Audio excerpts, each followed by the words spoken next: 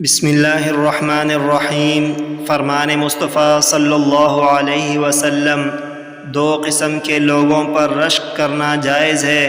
حضرت ابن مسعود رضی اللہ عنہ بیان کرتے ہیں، رسول اللہ صلی اللہ علیہ وسلم نے فرمایا، دو قسم کے لوگوں پر رشک کرنا جائز ہے۔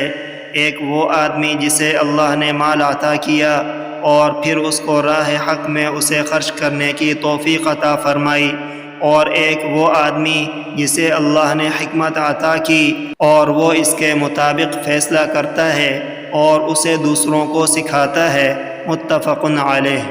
قال رسول اللہ صلی اللہ علیہ وسلم، لا حسد الا فی اثنین، رجل آتاہ اللہ مالا فسلطہ علی ہلکتہ فی الحق، ورجل آتاہ اللہ الحکمت فهو يقضي بها ويعلمها۔